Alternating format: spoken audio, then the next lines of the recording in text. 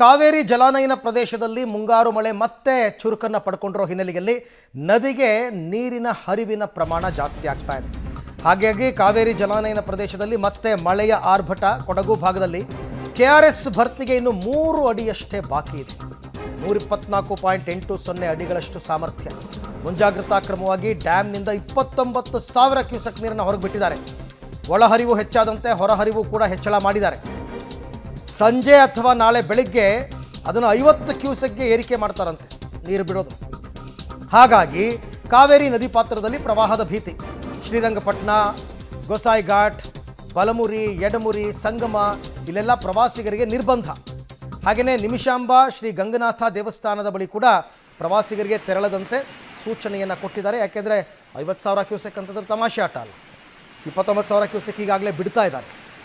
ಆಮೇಲೆ ಅದನ್ನು ಬೇಕಾದ್ರೆ ಕಂಟ್ರೋಲ್ ಮಾಡಿಕೊಂಡು ಬೇಗ ಡ್ಯಾಮ್ ತುಂಬೋ ಹಾಗೆ ಮಾಡ್ಕೋಬೋದು.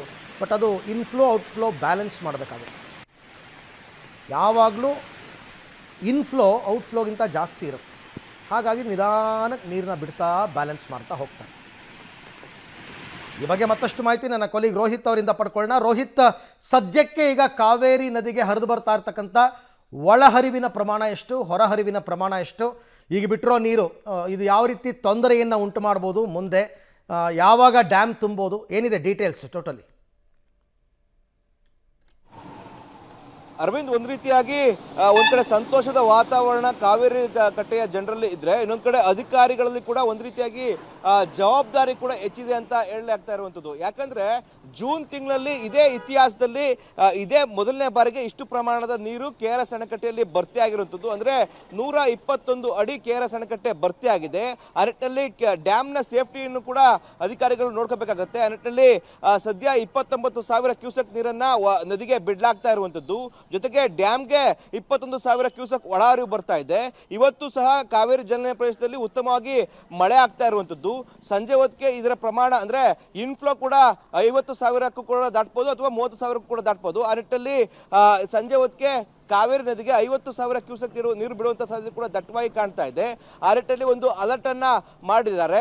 ಸದ್ಯ ಕಾವೇರಿ ಅಂದ್ರೆ ಕಾವೇರಿ ನದಿ ಪಾತ್ರದಲ್ಲಿರುವಂತಹ ಎಲ್ಲ ಪ್ರವಾಸಿ ಸ್ಥಳಗಳಿಗೆ ಪ್ರವಾಸಿಗರ ನಿರ್ಬಂಧ ಏರಲಾಗಿದೆ. ಜೊತೆಗೆ ಸ್ನಾನಘಟ್ಟ, ಗೋಸಾಯಿ ಘಾಟ್, ಸಂಗಮ ಇಲ್ಲೆಲ್ಲ ಏನು ಪಿಂಡ ಪ್ರದಾನ ಏನು ಮಾಡ್ತಾ ಇದ್ರು ಅದಕ್ಕೂ ಕೂಡ ನಿರ್ಬಂಧ ಏರುವಂಥದ್ದು. ಯಾಕಂದ್ರೆ ಮುಂಜಾಗ್ರತಾ ಕ್ರಮವಾಗಿ ಯಾರು ಕೂಡ ನದಿಗೆ ಇಳಿಬಾರದು ಎಂಬ ಅಲರ್ಟ್ ಅನ್ನ ಕಾವೇರಿ ನೀರಾವರಿ ನಿಗಮ ಇದೀಗ ಘೋಷಣೆ ಮಾಡಿರುವಂಥದ್ದು.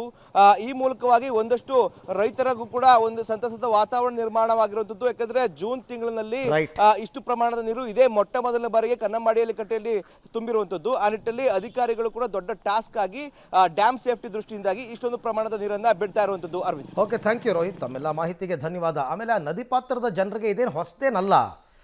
1,00,000 ಕ್ಯೂಸೆಕ್ ನೀರು ಬಿಟ್ಟಿರೋ ಉದಾಹರಣೆ ಇದೆ.